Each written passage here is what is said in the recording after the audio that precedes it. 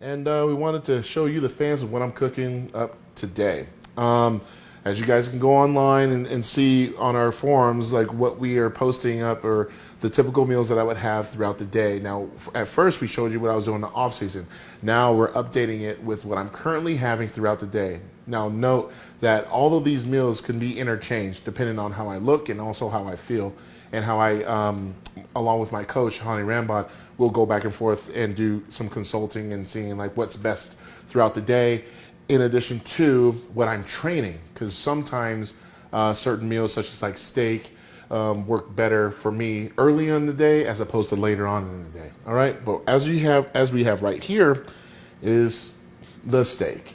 All right, so what I did was I sprayed the pan just with some canola oil. Use this seasoning right here, just use some Greek seasoning. And what I do is basically I broil it.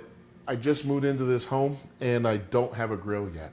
So it is on its way. But until then, I actually do broil it in this oven right here. And I would like to be able to put this thing on, but as you can see, I can't even fit it. All right, I'm not gonna use an OJ reference. I'm not. But look how funny this looks. I'm like waving at your ass. So anyway, what we're gonna do is we're gonna try to put this in here without burning my damn mitts off. So throw this in here. And what I'm gonna do is I'm gonna let that cook for around 3 to 5 minutes, and then I'm gonna flip it and do another 3 to 5 minutes. And then, as they say, dinner is served. So what I have over here is my rice cooker. A lot of people have one of these. This is no secret in the bodybuilding world. If you don't have a rice cooker, I suggest you actually get one, and get one that I would say is not your typical small one that's like $10 at the store that gets water and crap everywhere, because it has a spout here and it'll just create a huge mess. When it comes to home appliances, I always believe that when you're using it, and especially as a bodybuilder, you're going to be cooking roughly around 800 to 1,000 meals during one prep. One prep that lasts up to 3-4 months. So within that time period, you'll have your Foreman grills, you'll have your rice cookers, you'll have all your Calphalon stuff. That takes a beating. So when it comes to like a rice cooker, I mean, you know, you spend like 30, 50 bucks on something like this, it'll actually last throughout the whole prep. What I've been able to do is it has different settings on here. I have it on white rice. I'm not currently eating brown rice. We'll get into that later on in the next few weeks. But for right now, I'm doing the white rice. So I'll usually cook what I need to eat throughout the day. I preferably like doing that with my carbs, just so I don't have leftovers of like day-old rice and pastas and potatoes and stuff like that. I just be honest with you guys, I freaking despise leftovers. I just can't have it. And I've obviously been spoiled being able to cook for myself or have Cherie cook for me for all this time. But yeah, some of the other fixings I actually put on there, I use minced onions. That is actually something that I use not just with steaks, but also with ground beef. I also use it with ground chicken and ground turkey. What I've noticed is that it gives it some decent flavor. And as you guys know, when you're getting ready for competition, or if you're just trying to just diet, you got to break up the monotony of just the same old chicken and rice or this, that, and the other. And you got to have different flavorings. So I use those. I also use different types of chili powder and different types of non-MSG seasonings. Usually like the Montreal steak seasoning that we get over at like a Costco, or you know, something from Lowry's. Always works out well too. This right here, grapeseed oil. A lot of people cook with olive oil. I've noticed that it becomes rancid under certain measurements of heat. So you don't want that. I also noticed that with grapeseed oil, it doesn't do it as bad, but also it's good, you know, good healthy fats for you. I've actually, every time I talk, I start realizing that some of this stuff might get taken the wrong way, but I actually could use this as a opposing oil if I really wanted to, because it gives you a nice glaze and you end up smelling like grapeseed oil. But I actually did use this at a guest posting. I can't remember where. Probably was here in Colorado back in like '06. I didn't have any muscle sheen or anything like that. So I was like, well, I could use this. It works out. Oh, good for my skin. All right, good. Let's roll with it. So you can eat with it. You can drizzle this like on your pasta or whatever. You can cook with it, obviously, and you can wear it. So how about that? Over here, oh, that's Cherie's meal. She's got quinoa and also grilled chicken breast. She's actually on her diet right now too. She has been extremely supportive of what I've got going on, and I think that's very, very valuable. I might have just fucked up this damn steak, by the way, guys. So let's see if I did or not.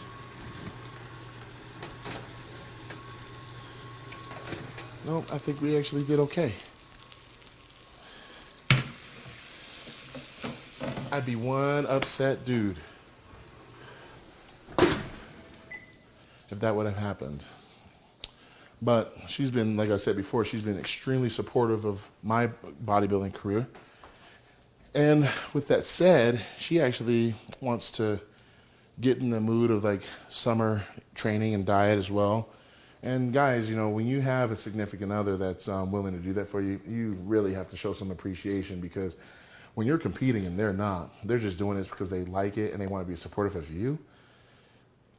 That's hard, okay? And it's also hard for those people because they probably do want to cheat on a diet, whereas you can't, and they probably don't want to eat really bad things in front of you because they feel like they're not being supportive. So after the diet is over, really, really show some greater appreciation, not just ongoing, but then thereafter, because they need to know that you value their commitment with you. Now I'm gonna go ahead and grab a fork and knife.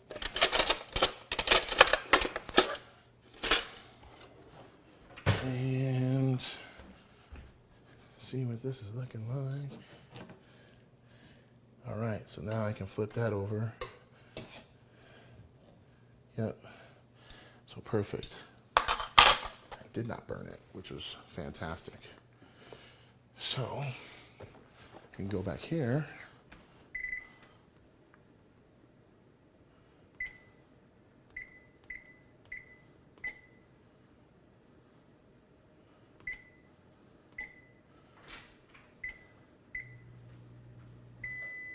Oops. Come on. No, I don't need help. I need help with getting better oven mitts. These oven mitts are for freaking, like, well, I was going to say a midget, but then they're really there for you. So, I can't even put my freaking hand in this. What? Yeah. I feel like Johnny Cochran. Look at this shit.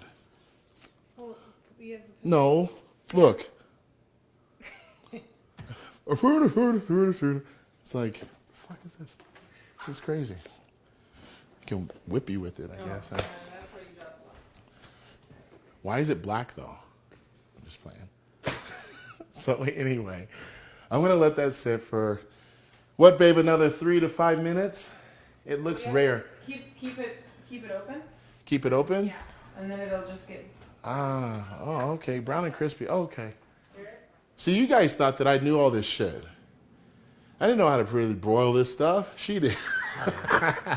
But she's like just not wanting to be in here today. She's been ripping and running around town and taking care of yours truly. But, a lot of errands get done throughout the day. Sheree handles all those things in addition to helping me with my schedule, which I tend not to follow because I'm stubborn and very overwhelmed with all the daily tasks. But we get it done. So your food is actually ready. Cool. Would you like for me to grab it? Yeah. Okay. So, did I flip the meat? Yeah. Yeah. Yes, I did.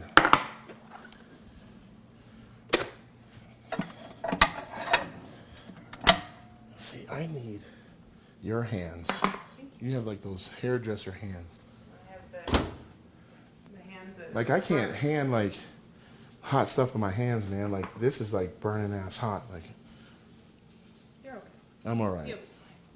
So Right now, proteins that I'm doing right now, ground turkey breast. Starting off with like 93% lean, and then I'll usually mix that with some 99%. The reason being is because when I'm doing strictly 99%, when I start a prep, it's extremely hard to get that food down. And the last thing I want to do is like have to put mounds and mounds of mustard and things like that just to get it down. Now, I know you guys have watched various other athletes, and especially guys like 8-time Michelin Olympia Ronnie Coleman diet. Now, what I will say is that Ronnie Coleman, one of my favorite athletes, not just bodybuilders, did his diet and this and that and the other. But one of the problems that we watching it have is that he could put different condiments on his food, so like ketchup and barbecue sauce. We already know this stuff, right? Do not do that shit because you don't have the same genetics and work ethic as Ronnie Coleman. You don't have the same DNA. So even for me, like at the beginning of a prep, I start 15 weeks out, I can get away with like different condiments too, but as it gets around, we're approaching 11 weeks. I can't have ketchup. I can't have condiments that have sugar in it. You really have to be mindful of that and start maybe not just dropping it cold turkey because it's very, very difficult, but being mindful because those are just extra calories, especially sugar calories that you do not need. That comes with everything, like putting sugar in your coffee, doing, just sweets in general. And that's where competitive bodybuilding and competitive, like even dieting, suck because you're eating, I'm going to eat around 5 pounds of protein today and 3 pounds of carbs today, pretty much. And that's a lot of food. And drink, a couple gallons of water and all sorts of stuff. To do that with very little seasoning or heavy seasoning, but then expecting you not want to crave sugar is extremely, very difficult. So what we've tried to implement is good, healthy practices, knowing that everything we have in this house as of right now is pretty much sugar-free. And I don't like sugar substitutes very often because I do recognize that it could actually create a disturbance in your digestion. I know, like with xylitol, malitol, all that different stuff, it would always make me sick, like over periods of time. So even like chewing massive amounts of gum and things like that, like I always feel like when you're dieting and you're craving sugar, there's two things that you get, one major thing you're gonna get to curb that craving. It's your supplements, people. Your protein shakes, your pre, intra, and post-workout drinks have sugar in it. They may say that it only has like, a gram or here and there, but it's sweet, right? So look at that as like, oh, that's my treat for the day. It's kind of hard and messed up, but you have to remind yourself that when I'm eating for purpose. When I'm training for purpose. And that's really what we got going on here. Food prep is huge. You can spend hundreds of dollars a week, either hiring someone to do it for you or go to the grocery store cooking it for yourself. For those people that are stick and move type of people, like I would definitely suggest hiring a food prep company, but be aware and be cognizant of the fact that their quality may not be as good. And what I mean by that is you need to figure out like where they're getting their chicken and fish and everything from. If they're getting it from the grocery store, you could probably go get it yourself. So be considerate of that, and so you're not wasting your money. Other things like Tupperware dishes, stuff like that, we're all trying to figure out easier ways to make our lives better, but it's all the same. It's all relative. I'm not really doing anything better than anyone else. I'm just being very consistent, and I know that what I'm eating actually has a direct purpose on how I'm supposed to feel and how I'm supposed to look.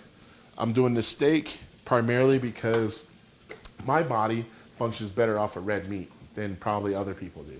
And that's just something I've learned for all the years of bodybuilding.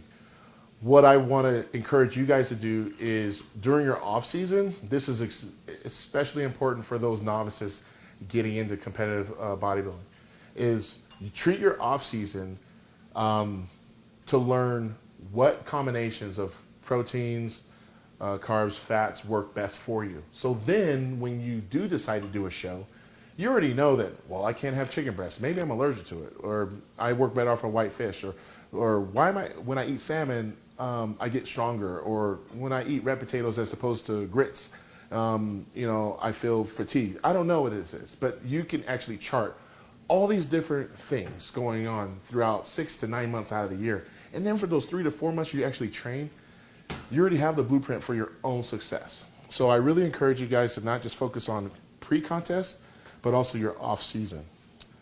So I'm freaking starving right now. I'm sure you are too, huh? I have fish and quinoa. Oh, that was fish? I thought it was chicken. Lovely fish. See, even Cherie likes fish. You gotta broil it, guys, so it tastes good. What, the steak or the The fish? fish, Oh, the everything. fish? Yeah. Go ahead and grab a plate. I just want to let it rest. I always recommend putting your meat aside to let it rest a little while. Otherwise, when you dig into it right away, it's going to taste like beef jerky. So go ahead and just sit it there. That's good. Be careful with that. Yeah, exactly. And burn your nice, perfect skin and muscles. What else was I gonna add? Well, obviously hydration. One of the things I've realized as I've gotten a little bit smarter about this is everybody will say like, okay, drink X amount of ounces per day of water. Now, what I've learned is, for me, I always go by 1 ounce for every pound of body weight. So if I'm weighing 275 pounds, then I'm gonna get 270 ounces of water, so over 2 gallons a day. Having that gallon jug with you and just pounding that gallon at the gym isn't gonna be good enough. What you need to do is, for let's just say for a 200-pound male, you're gonna say 200 ounces. I'm gonna break this up. I'm gonna grab like a glass or a mug in my house that's like 20 ounces or 20 to 25 ounces, and just refill that like every 2 hours. And then what's happening is that your body's utilizing the water and then processing all the nutrients correctly. So what I've learned is, before I used to just pound water, right? And then you're like, oh yeah, I know we're talking about food here, and this may sound gross, but you're like, oh, my urine is clear, so like everything is good. I'm hydrated, everything's fine. Well, take this method that I'm sharing with you and split that up into servings, and you'll get the same 2 gallons, and your urine won't be clear. Why is that? Well, I mean, you're obviously not getting an influx of water. So what I'm trying to get across to you is that throughout the day, you always need to be sipping on water. You always need to be drinking water. So that you always do stay hydrated, and that you can process these types of hefty meals throughout the day. Not to mention your multivitamins, all your caplets and tablets you have to take throughout the day, and especially, people, your sports nutrition supplements. I don't care who you are. If you're taking anything that has the word pre-workout or post-workout and you're not taking in enough water, you're going to get dehydrated, and it's going to make you do a number of things. One, it's going to decrease your muscle pumps, and we all want to get those gains, right? So we want to be able to feel something. Number 2 is going to make you irritable. Anyone that's dehydrated is going to become very, very irritable. And number 3, outside of just the digestion of different foods, I would say that in my life, I've noticed that when I'm really dehydrated and I've got dehydration going and I'm ingesting supplements and this and that and the other, I can actually tear a muscle. Why? Because your body's not hydrated enough. But yet you're pressing as hard as you can, and what's happening is you're creating more dilation of the muscles and this and that, but there's no more water to pull from. So it's pulling from everywhere, right? Where you're going to cramp up somewhere, and you're going to probably tear something. And last thing you want to do is do that. So we want to really be aware of this. Everything, like I said, everything we do has purpose. Whether you're eating or drinking, whatever you're doing that. So I am going to grab some carbs for this.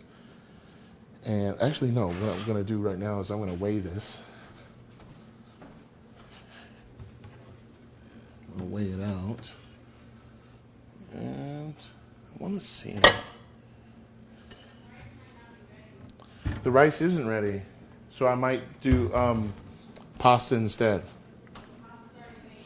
Yeah, I know. Pasta's made, right? Yep, so grab that.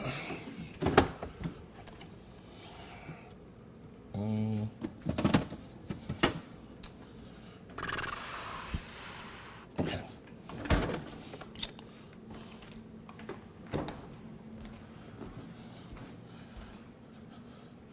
So what I have right here, guys, is food scale. I think we talked about this before. I think it's a valuable component to your diet needs. This one in particular, if you set up codes that come with the instruction booklet, you can actually type it in, and what you put in it will actually give you not just the weight, but then the macros as well. I don't do that because I already kind of know what I need. It's usually 8 to 10 ounces of anything. So I'm gonna go ahead and put this in here. I'm gonna load this up and then heat this up real quick, and by that time, steak should be ready, and then I'll be ready to get my grub on.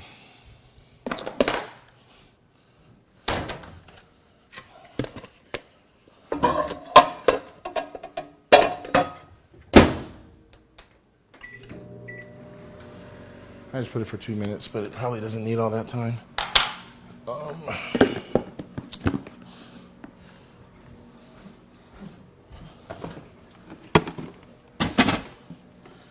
think.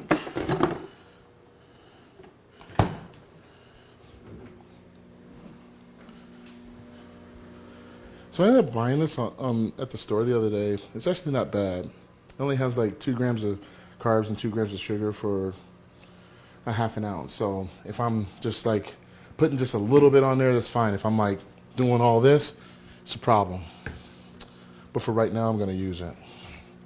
What I'm also going to do is get another fork, start cutting into this steak. So as you guys know, on the Gift Channel, what we've done is we wrote out everything for you, the fans, so you know like how much food you're supposed to, or how much food I'm actually taking in. For a steak meal, I'm usually getting a good 10 ounces of cooked weight. So that's why we're always looking for a lean cut, because the last thing we want to do is say, oh yeah, this is 10 ounces, but then you're trimming off like 3 ounces of fat on it, and you're not getting all the protein you need. So that would not get things done. So I kind of have an idea as to go about this. I'm gonna open this up. All right. Then I'm gonna take a little bit of this.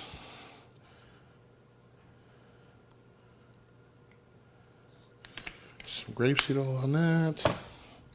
And then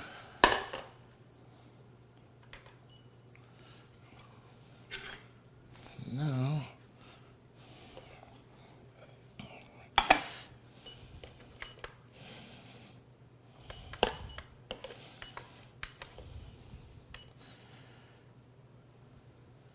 come on. Please tell me I didn't break this thing already. All right. Clear it. Okay. So what's this? All right. And this one right here. 10.5 ounces. So we're good to go. All right. So there you have it.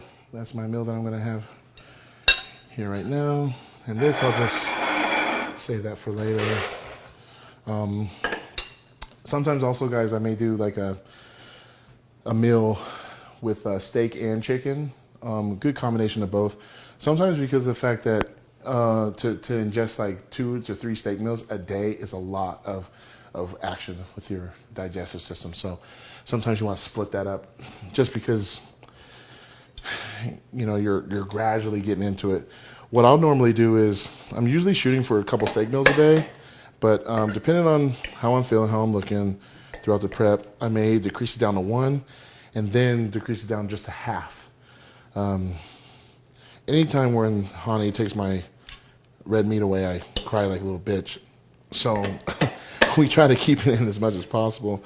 But what we try to do is throw in different types of proteins too, like white fish and stuff like that. And you know, with the white fish, it works out really good too because you can eat more of it because it's very, very light and assimilates very, very fast. And in turn, the more protein you can get in, we already know that more gains you're going to get, all this other stuff, especially when you're training this way and doing cardio and all that. Now, a lot of people, it's funny because when I do this at restaurants and I actually cut all my meat first before I eat, people are like, why do you do that? Like you're a little kid or something. I'm like, no, it's not that. It's the fact that when I do get to eating, my head probably ain't going to come up. So I don't want to spend time eating and then relaxing. Because as you guys know, that when I'm doing this, the time is ticking to when my next meal has to be prepared. And that's part of the craziest part about the prep is when you don't cook everything, when you cook everything individually, it does take up a lot of your day. So sometimes at least having your carbs made in advance helps, especially for those people that have trainers, because mine will literally call me up and say, hey, what are you eating right now? And I'll say, hey, some steak and pasta. And he's like, all right, throw that shit out. I'm going to have you do steak and sweet potato. And I'm like, what? And it makes it very difficult. I was just telling them about how, like, when Hani will call up and throw an audible in. Oh, yeah. He'd be like, oh, yeah, you're having steak and potato, and then now you're going to have steak and rice. And you're like, Well, it doesn't bother me when we're home, but it bothers me when we're Saturday before the Olympics, Friday. Or how about when I figure out I got everything on Sunday before you come to on Monday for the week, and then he calls me and tells me to go find some random potato or something that he thought of. And a little I while. go to 4 different Whole Foods. Yep. So the last thing I'll use, so the last thing I'll use too is the sea salt. For obvious reasons, I definitely want to keep that high. It helps. Anytime you're doing like extremely amounts of low sodium, that's usually during like the last couple weeks of prep. And we'll get into that as the prep goes. But for right now, I'm definitely having no shortage of sodium at this time. So I like this type of sea salt. You can get your Himalayan, you know, the pink kind and stuff like that too. But I just literally take like that much, and then I'll just sprinkle it around like this, and there we have it.